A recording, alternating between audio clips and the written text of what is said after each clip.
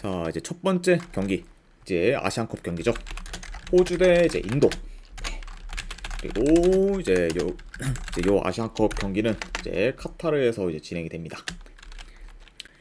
자, 일단 뭐 이제 호주 같은 경우에는 현재 피파 랭킹 25위로 이제 한국, 일본, 그리고 이제 이란과 같이 우승 후보 중 이제 한 팀이라고 이제 보시면 될 것 같아요.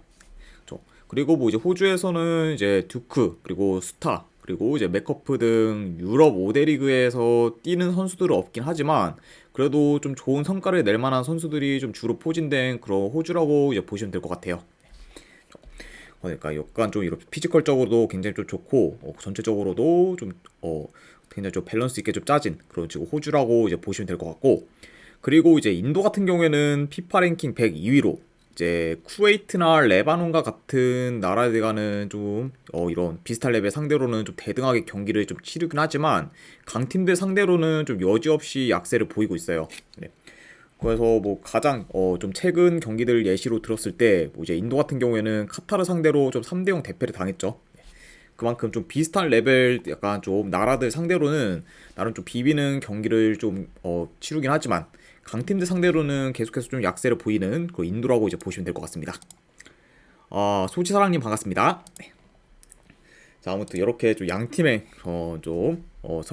양팀에 대해서 좀 간략하게나마 이제 말씀을 드려봤고, 자, 일단 뭐 전반적으로는 이제 호주가 이제 주도권을 좀 가지며 경기를 좀 조율할 것으로 봐요. 그리고 이제 인도 같은 경우에는 이번 경기 괜히 좀 애매하게 라인을 올리면은 바로 지금 뒷공간이 좀 뚫릴 수 있기 때문에 이번 경기 좀 라인을 내려서 수비적으로 좀 플레이하지 않을까 생각을 해봅니다.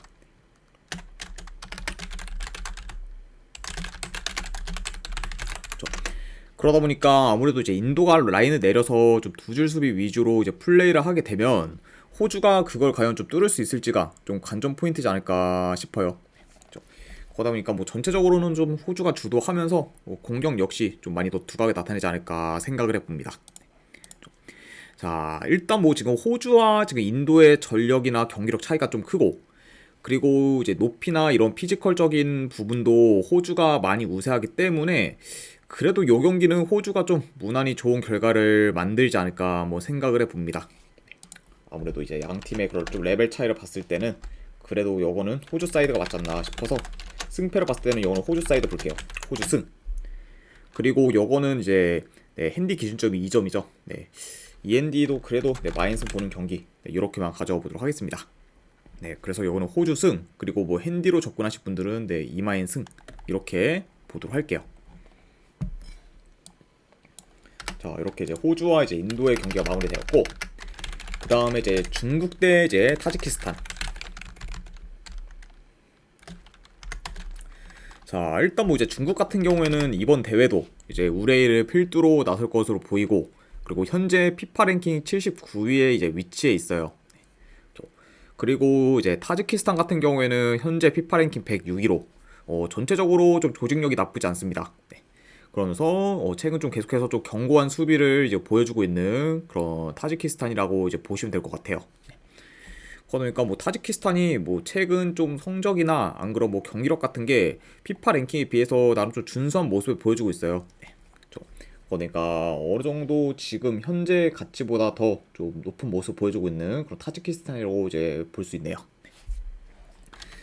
자, 일단은 요 경기 같은 경우에는 경기 양상을 봤을 때 아무래도 중국이 좀 더 타지키스탄 상대로 몰아붙일 수는 있겠지만 아무래도 이제 우레이에 대한 의존도가 크다 보니 우레이가 좀 막히게 되면은 생각보다 이제 중국이 공격에서 잘 안 풀릴 가능성도 있어 보여요. 그리고 현재 좀 타지키스탄의 이런 좋은 수비 조직력을 봤을 때 충분히 좀 중국의 공격을 틀어막을 가능성도 염두는 해둬야 되지 않나 싶습니다. 그리고 뭐 이제 타지키스탄 같은 경우는 아무래도 좀 초반에 좀 수비를 하다가 어느 정도 좀 역습을 통해서 기회를 계속해서 좀 만들려 하지 않을까 생각을 해봐요. 그러니까 약간 좀 이런 식으로 좀 경기가 좀 진행될 가능성이 있지 않을까 싶고, 그리고 이제 뭐 타지키스탄 같은 경우에는 이제 최근에 이제 오만이나 뭐 요르단 상대로도 뭐 무승부를 거두고, 그리고 이제 좀 물오른 말레이시아 상대로도 이제 이기는 등 계속해서 좋은 행보를 이제 보이고 있습니다. 그러다 보니까 지금 이런 타지키스탄을 봤을 때 현재 뭐 중국에게 크게 좀 밀릴 만한 요소가 없지 않나 생각을 해봐요.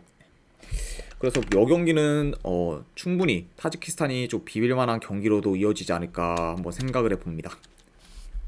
그래서 네, 요거는 저는 분석 결과로 봤을 때 또 승패를 본다고 하면은 타지키스탄 요거는 프랜스 볼게요. 그리고 요거는 고배당으로 도전하실 분들은 무승부 도전. 그리고 2.5 기준으로 이거는 언더사이드 보는 경기. 네, 이렇게 가져와 보도록 할게요. 타지키스탄 프랜스 그리고 무승부 그리고 2.5 기준으로 언더. 네, 이렇게 접근해 보도록 하겠습니다.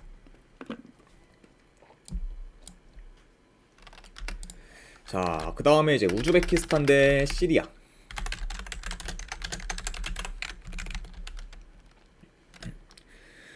자, 일단 뭐 이제 우즈베키스탄 같은 경우에는 현재 이제 피파 랭킹 68위로 이제 기동성이 좋은 선수들이 많기 때문에 스피디한 그런 공격 전개를 줄곧 보이고 있습니다. 네. 일단 뭐 이제 대표적으로 파이줄라이프나 이제 슈크로프 등 어느 정도 좀 스피드도 좋고 그리고 좀 기량이 좋은 그런 선수들이 있는 그런 이제 우즈베키스탄이라고 이제 보시면 될 것 같고, 그리고 이제 시리아 같은 경우에는 현재 피파 랭킹 108위로 이제 좀 대표적으로는 뭐 이제 공격에서는 크리빈 그리고 미드필더에서는 뭐 엘리아스 정도가 있다고 이제 보시면 될 것 같습니다. 자, 아무튼 이렇게 좀 양 팀의 그런 좀 피파 랭킹과 그리고 좀 대표하는 좀 선수들에 대해서 간략하게나마 이제 말씀을 드려봤고, 자, 일단 이제 시리아 같은 경우에는 뭐 최근 일본한테 이제 5대0 대패를 당했죠. 5대0 대패. 그리고 이제 뭐 말레이시아 상대로도 2골을 실점했습니다. 자, 그러니까 약간 좀 이런 두 팀한테 생각보다 좀 많은 실점을 한 그런 시리아인데, 근데 지금 이렇게 좀 실점한 팀들을 봤을 때 공통점이 있다고 보면은 요 두 나라는 기본적으로 기동성이 좀 굉장히 좋은 나라예요. 네. 일본 역시 굉장히 좀 기동성이 좋고 말레이시아도 굉장히 좀 기동성이 좋은 그런 나라기 때문에 이런 좀 기동성이 좋은 그런 팀들 상대로 시리아가 좀 수비에서 많이 고전한 거를 지금 볼 수 있습니다. 그러다 보니까 우즈베키스탄 역시 기동성이 지금 굉장히 좋기 때문에 시리아가 좀 우즈베키스탄 상대로도 좀 속도에서 많이 밀릴 가능성이 있어 보여요. 네.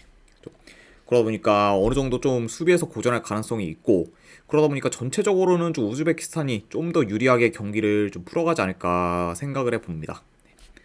그리고 뭐 전력 면에서도 우즈베키스탄이 더 낫기 때문에 이런 점들을 다 고려했을 때 요거는 승패를 본다고 하면은 저는 우즈베키스탄 사이드 볼게요. 우즈베키스탄 승. 그리고 언어버 같은 경우는 본다고 하면 이건 오버사이드 보는 경기. 이렇게 한번 가져와 보도록 하겠습니다. 그래서 우즈베키스탄 승 그리고 2.5 기준 오버. 이렇게 접근해 보도록 할게요. 자, 일단 이렇게 이제 아시안컵 3경기는 좀 간략하게 잘 마무리를 해봤고, 그 다음에 이제 해외 축구 분석으로 바로 넘어가 보도록 하겠습니다. 자, 그리고 이제 뉴캐슬 대 이제 맨체스터 시티. 자, 일단 이제 뉴캐슬 같은 경우에는 현재 뭐 토날리는 계속해서 지금 결장 중이고, 그리고 주전 골키퍼인 닉 포프 그리고 칼럼 윌스 그리고 이제 조엘링톤 등이 지금 여전히 결장 중입니다. 그리고 이제 이전에 좀 부상자가 많았을 때보다는 좀 나아지긴 했어요. 그래도 지금 뭐 이제 후보 선수까지 좀 포함해서 여전히 뉴캐슬에 좀 결장자가 많은 편입니다.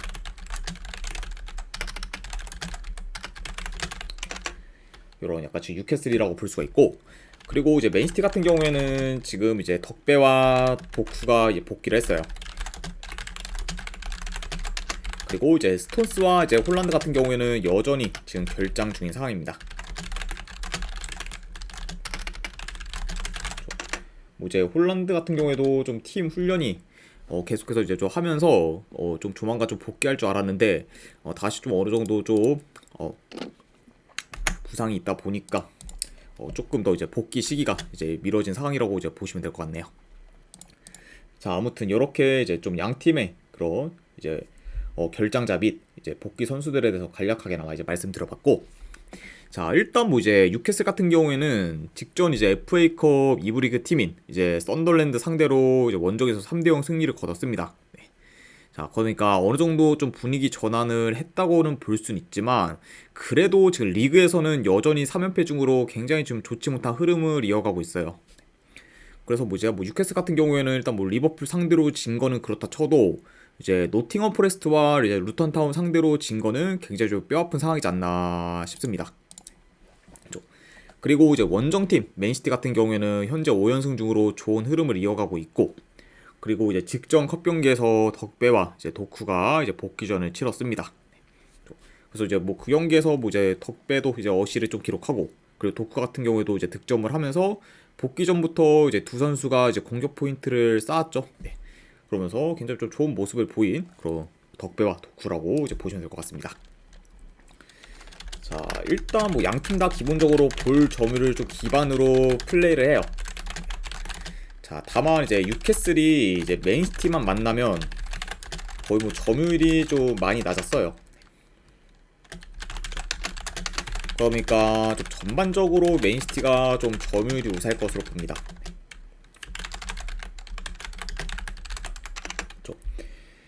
그리고 이제 뭐 맨시티 같은 경우는 아무래도 이제 덕배가 오니까 이전보다 이제 공격 루트가 더 다양해졌고, 그리고 도쿠도 이제 돌아왔다 보니까 이제 측면에서의 그런 좀 크랙 플레이를 종종 좀 보일 가능성이 있어 보여요.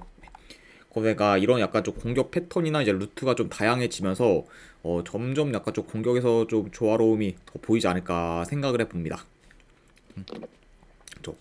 자, 그래서 이런 약간 양 팀의 흐름, 경기력, 그리고 이제 맨시티의 그런 핵심 선수 2명의 복귀까지 다 고려를 하면은 이거는 좀 원정이긴 해도 맨시티 사이드를 보는 게 좀 더 낫지 않나 생각을 해봅니다. 그래서 저는 이거는 네, 승패를 본다고 하면은 이거는 맨시티 사이드 볼게요. 맨체스터 시티 승. 그리고 언오바 같은 경우에는 네, 본다고 하면 이건 오버사이드 보는 경기 네, 이렇게 가져와 보도록 하겠습니다. 그래서 맨체스터 시티 승 2.5 기준 오버로 접근해 보도록 할게요. 자, 그 다음에 이제 분데스리가 경기. 쾰른 대 이제 하이덴하임. 자, 일단 최근 라인업과 비교를 했을 때 양팀 다 큰 결장자는 없습니다. 그러니까 어느 정도 이제 풀 라인업으로 나올 수 있는 그런 양팀이라 볼 수가 있고, 우선 이제 쾰른 같은 경우에는 리그에서 이제 연패를 거둔 상태로 전반기를 좀 마무리했어요. 반면에 이제 하이덴하임 같은 경우에는 3연승을 거두며 이제 좋게 전반기를 마무리했습니다. 그러니까 이제 좀 확실히 좀 쾰른에 비해 하이덴하임이 더 좋게 좀 잘 마무리를 하면서 좋은 흐름을 좀 계속해서 이어가고 있죠. 또 이렇게 좀 볼 수가 있고, 일단 현재 지금 양 팀의 큰 차이라고 본다고 하면은 공격이라고 지금 볼 수 있습니다. 왜냐면 지금 뭐 쾰른 같은 경우에는 공격 전개가 좋지 못하기 때문에 득점력이 지금 많이 떨어진 상태예요. 네. 게다가 지금 현재 뭐 리그 기준으로 3경기 연속 지금 무득점 중으로 골가움에도 시달리고 있죠. 네. 그래서 뭐 최근 뭐 이제 쾰른 같은 경우에는 리그 경기마다 무득점 아니면은 이제 많이 넣어야 한 골 정도밖에 지금 못 넣을 정도로 공격이 많이 침체됐어요. 네. 그래서 뭐 이제 이번 시즌 뭐 전체적으로 그런 모습 보이는 그런 쾰른이기 때문에 과연 뭐 후반기 첫 경기부터 공격이 좀 터질지는 약간 좀 의문인 상황이죠. 네. 그리고 이제 뭐 하이덴하임 같은 경우에는 기본적으로 좀 역습이 좋고, 그리고 공격 전개가 빠르기 때문에 확실히 지금 쾰른보다는 공격에서의 기대값이 높습니다. 네. 그리고 이제 뭐 쾰른에 비해서 이번 시즌 공격 퀄리티 또한 지금 더 좋은 하이덴하임이에요. 그러니까 현재 지금 상황만 봤을 때는 공격에서 더 기대되는 쪽은 하이덴하임이지 않나 생각해 봅니다. 자, 다만 근데 지금 하이덴하임도 원정에서의 수비는 여전히 불안정해요. 네. 그러다 보니까 지금 뭐 공격이 안 좋은 쾰른 상대로도 좀 충분히 실점할 수도 있다고 봐요. 그러면은 뭐 전반적으로 좀 다득점 양상으로도 흘러갈 그런 가능성이 있지 않을까 생각해 봅니다. 이렇게 좀 볼 수가 있고, 자, 그래도 뭐 승패를 본다고 하면은 지금 뭐 상대적으로 흐름이나 경기력이 더 좋은 그런 하이덴하임 사이드가 더 좀 합리적이지 않나 생각해 봐요. 네. 그래서 저는 요거는 네, 승패를 본다고 하면은 요거는 하이덴하임 사이드 볼게요.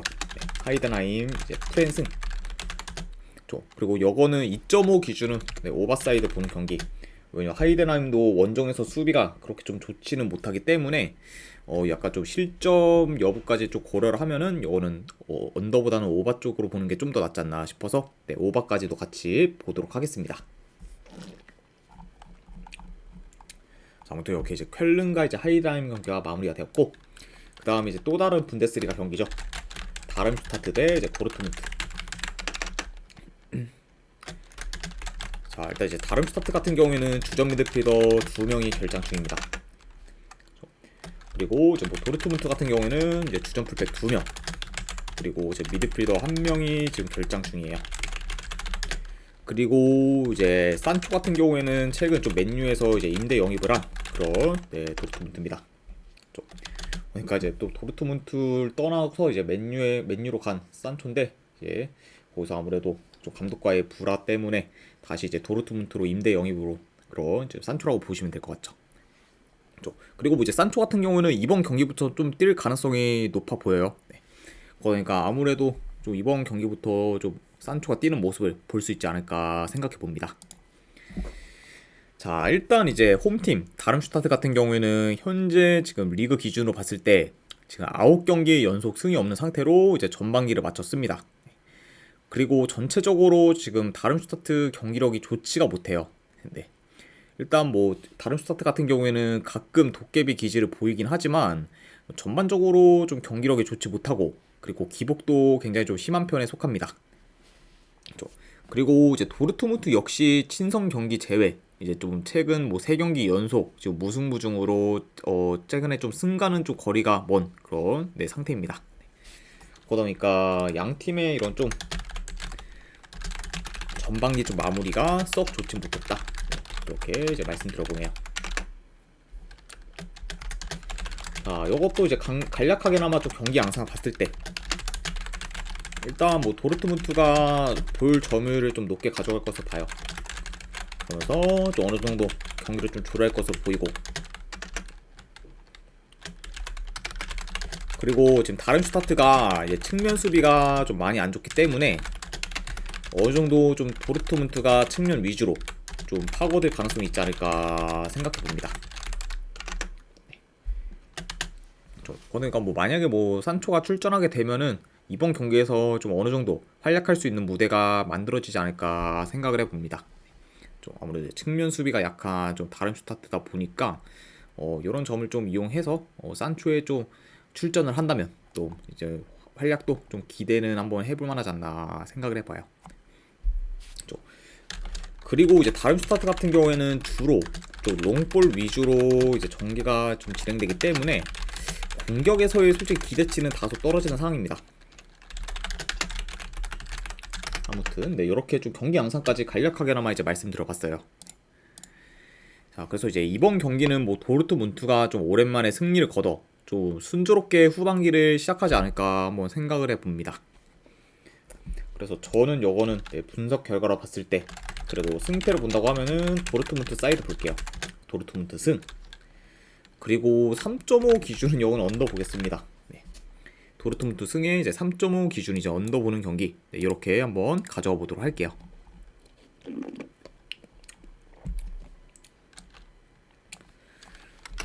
자, 그 다음에 이제 챔피언십 경기죠. 허더즈필드 대 이제 플리머스. 자, 일단 이제 허더즈필드 같은 경우에는 현재 지금 핵심 공격수인 지금 부르그 졸그를 포함해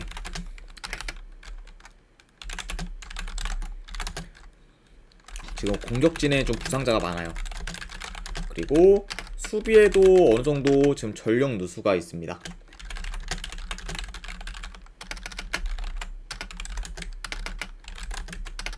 아이고. 이렇게 볼 수가 있고, 그리고 이제 플리머스 같은 경우에는 큰 결장자는 없는 상황입니다. 이렇게 좀 양 팀의 그런 결장자에 대해서 간략하게나마 이제 말씀드려봤네요. 자, 일단 이제 허더즈필드, 네, 현재 지금 3연패 중으로 하락세를 타고 있고, 그리고 뎁스가 얇다 보니까 직전 컵 경기에서 맨시티 상대로도 좀 주전들 위주로 기용을 했어요. 네. 그만큼 지금 현재 선수층이 얇은 그런 허더즈필드라고 이제 볼 수 있습니다. 그쵸. 그리고 이제 원정팀 플리머스는 이제 직전 컵 경기에서 승리를 거두면서 어느 정도 분위기를 환기시켰고, 그리고 최근 매 경기 멀티 득점 이상을 기록할 정도로 공격 흐름이 지금 굉장히 좋습니다. 그러니까 여전히 지금 뭐 공격 흐름이 굉장히 좋다 보니까 이번 경기도 좀 득점적인 부분에서 기대해볼 만한 요소가 많은 그런 플리머스라고 이제 보시면 될 것 같네요. 자, 일단은 뭐 전반적으로 양 팀 다 이제 좀 평균보다 라인이 좀 올라간 상태에서 플레이를 좀 주로 해요. 그리고 이제 수비가 좀 좋지 못하기 때문에 어느 정도 양 팀 다 좀 득점 기회를 만들 것으로 봅니다.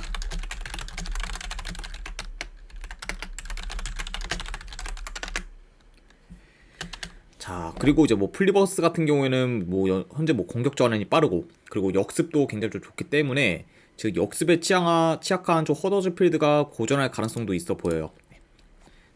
그러다 보니까 지금 뭐 전체적으로 공격에서 더 두각을 좀 나타낼 수 있는 팀은 좀 플리머스이지 않을까 생각을 해봅니다. 자, 그리고 뭐 이제 현재 뭐 공격에서 기대치도 지금 플리머스가 더 높고, 그리고 최근 맞대결들을 봤을 때도 플리머스가 이제 허더즈필드 상대로 다 이겼을 정도로 이제 강한 면모를 보였기 때문에 이런 점들을 다 고려하면은 요 경기는 이거는 플리머스 사이드로 보는 게 좀 더 낫지 않나 생각을 해봅니다. 그래서 저는 요거는 분석 결과로 봤을 때 잠시만요. 네. 승패를 본다고 하면은 플리머스 프랜슨, 그리고 2.5 기준 이거는 오버사이드 보도록 할게요. 플리머스 프랜슨의 2.5 기준 오바로 접근해 보도록 하겠습니다.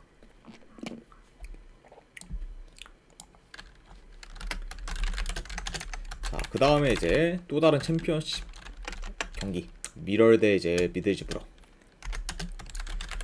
자, 일단 이제 미럴 같은 경우에는 주전 수비수 1명, 그리고 지금 미드필더 지금 2명이 결장 중입니다.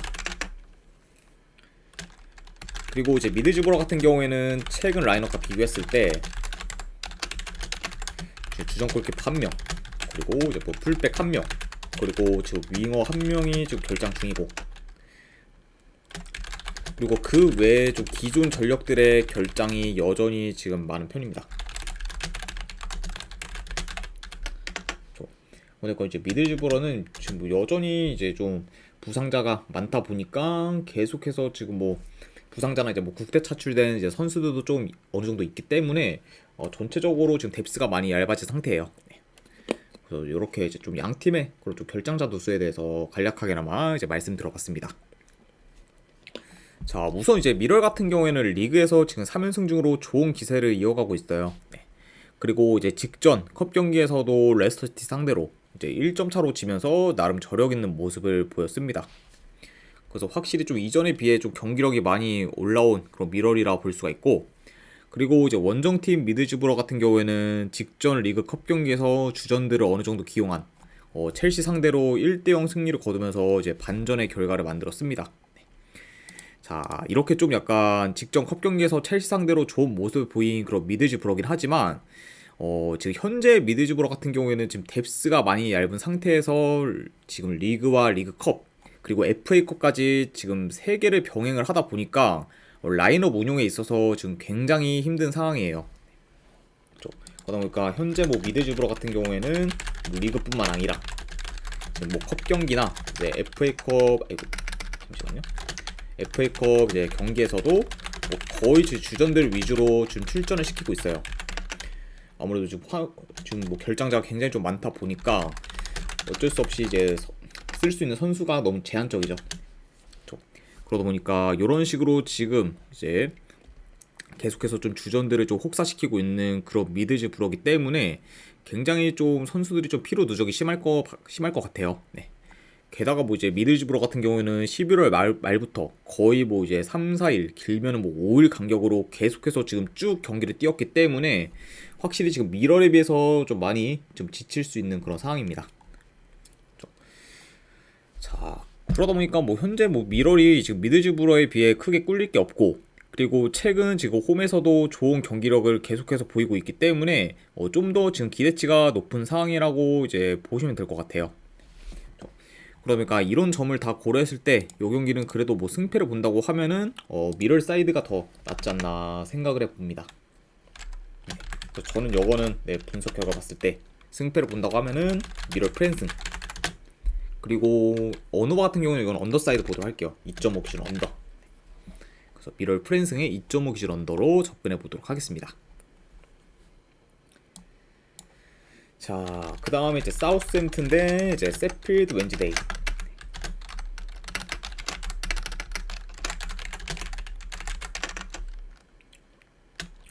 자, 일단 이제 사우스햄튼 같은 경우에는 현재 이제 술레마나 그리고 에도지아와 같이 어느 정도 좀 공격 전력들이 좀 결장 중인 상황이에요.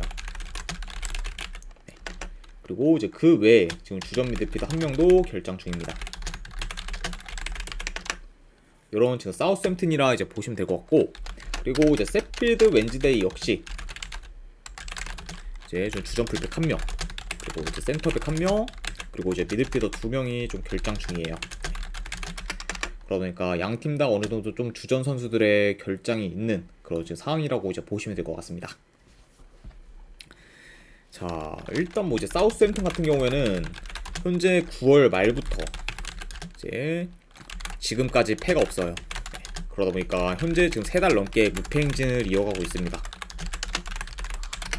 굉장히 지금 좋은 그런 흐름을 이어가고 있는 사우스햄튼이기 때문에 이번 시즌 좀 승격까지도 충분히 좀 노려볼 만한 그런 좀 가능성이 있지 않나 생각을 해보고, 그리고 이제 세필드 웬즈데이도 이제 직전 FA컵 경기에서 카디프 시티 상대로 이제 4대0 대승을 거두면서 지금 3연승 중으로 최근 흐름이 좋습니다. 네.